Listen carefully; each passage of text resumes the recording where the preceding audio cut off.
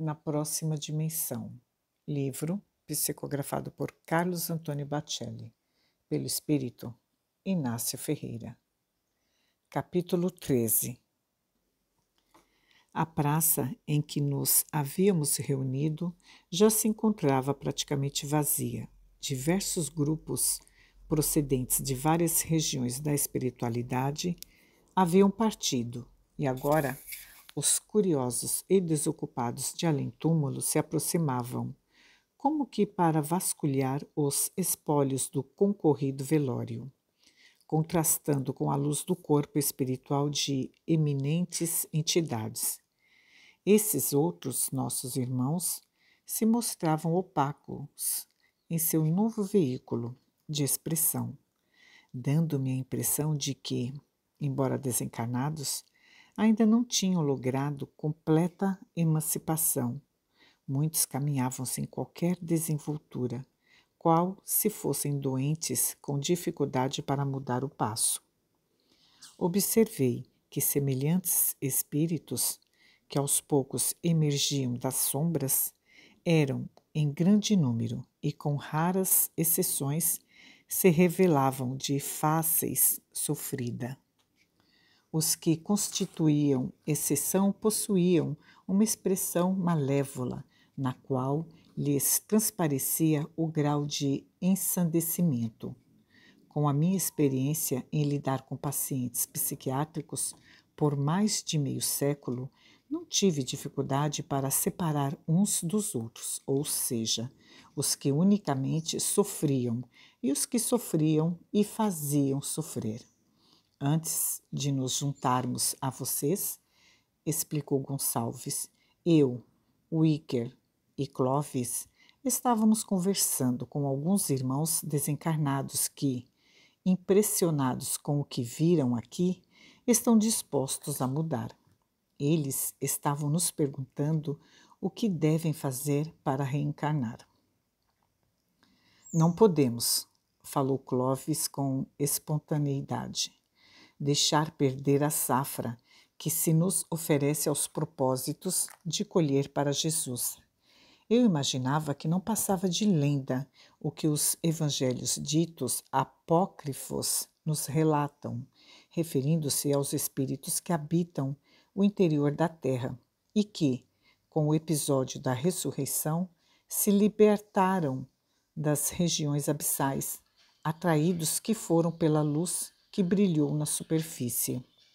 Contam as tradições que espíritos acorrentados às profundezas por séculos conseguiram se emancipar e, em massa, se converteram ao cristianismo, porquanto Jesus Cristo não se dirigia apenas à comunidade dos encarnados.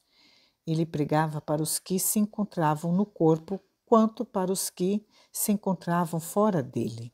Caminhou entre os vivos e os mortos, dialogando o tempo todo com homens e com espíritos. E a sua crucificação se deu por um conluio entre os que tramaram a sua morte dos dois lados da vida. Identificando-nos na condição de adeptos do Espiritismo e amigos de Chico Xavier, começamos a ser abordados por aquelas entidades infelizes que, aos meus olhos, se assemelhavam a sobreviventes onde houvesse sido travada intensa batalha. A grande maioria exibia as vestes em farrapos e, além da obscuridade espiritual à qual já me referi, deixavam exalar de si quase insuportável odor. Por favor, auxiliem-nos, disse-nos um deles, adiantando-se aos demais. Estamos convencidos de que realmente o mal não compensa. O que vimos acontecer hoje, aqui, estamos dispostos a enfrentar um novo renascimento. Que luz foi aquela que brilhou no céu com tanto esplendor? Queremos igualmente amar para sermos amados. Se vocês são discípulos de Chico Xavier, auxiliem-nos por caridade. Não queremos mais permanecer nessa situação, mas não sabemos o que fazer. Um espírito feminino cujos olhos encovados no rosto macerado nos permitia entrever o tamanho do seu padecimento, atirou-se-nos aos pés, suplicando de mãos erguidas. Por piedade, estou arrependida. Desde que deixei o corpo, a minha vida tem sido vagar nos caminhos do além. Confesso-lhes que me transformei num vampiro e ando à busca de prazer, incentivada por outros, pelos quais me deixei influenciar. Rebelei-me contra Deus no mundo, abandonada por meus pais. Fui desde jovem uma mercadora de ilusões. De há muito quero mudar e agora creio que chegou o momento e estou profundamente comovida com a manifestação pública que observei no velório desse homem santo. Libertem-me de mim mesma. Um outro, de barba crescida e unhas por aparar, qual mendigo de rua que ansiasse pelo benefício de um simples banho, rogou-nos envergonhado. Perdi excessivo tempo e perdi-me daqueles que eu mais amava. Não sei mais de nenhum dos que amei na terra. A ociosidade me viciou o espírito e dementei-me.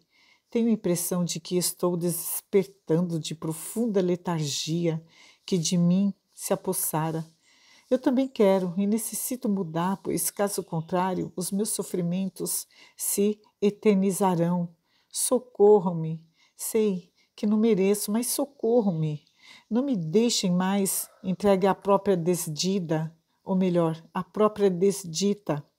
Estou disposto a tudo e aceitarei qualquer corpo que se me ofereça no mundo.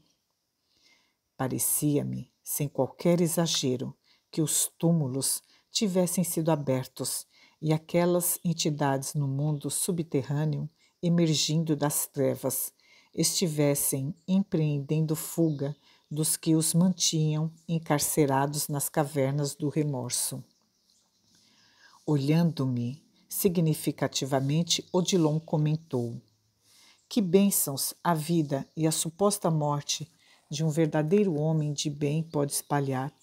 Quantos não estarão sendo motivados à renovação íntima ante o episódio da desencarnação no nosso Chico?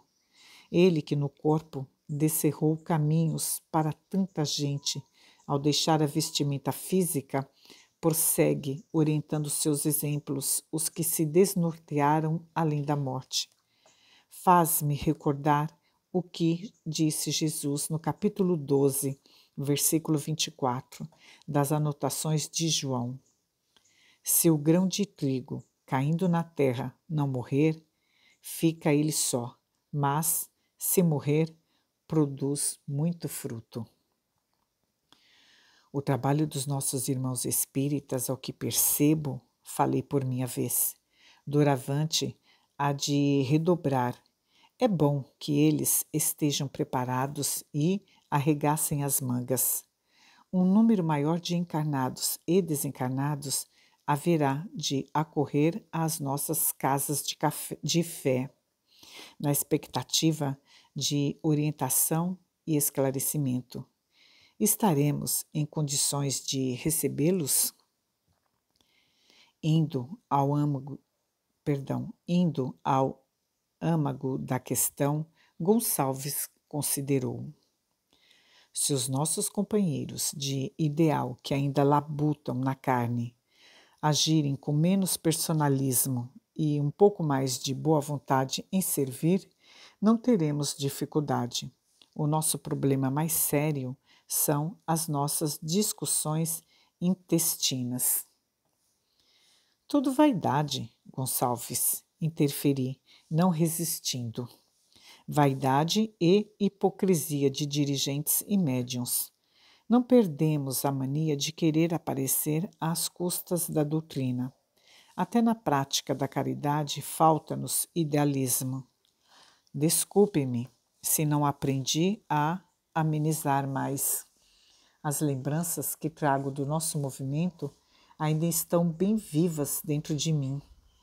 Os espíritas, com raras exceções, acham que são os tais, colocam a mão no bolso e olham os outros por cima da cabeça, como se o conhecimento espírita, por si só, lhes concedesse supremacia. Como estão enganados, meu Deus!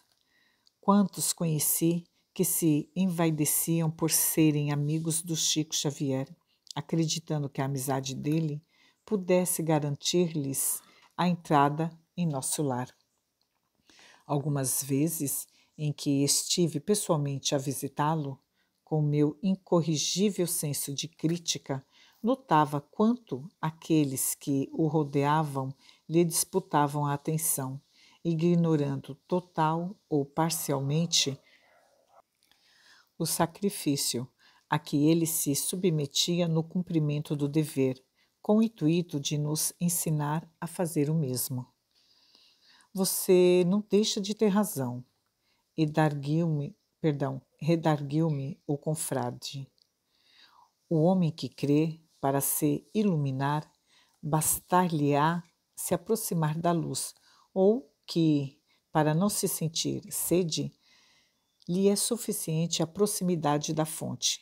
Confesso-lhe, Inácio, que quando perto do nosso Chico, eu experimentava imensa vontade de ser igual a ele. Porém, quando me distanciava, tomando o caminho de volta para casa, aquele meu impulso, aos poucos, ia desaparecendo. E então eu ficava triste com a constatação da própria realidade. Como as de Ícaro, as minhas asas eram de cera.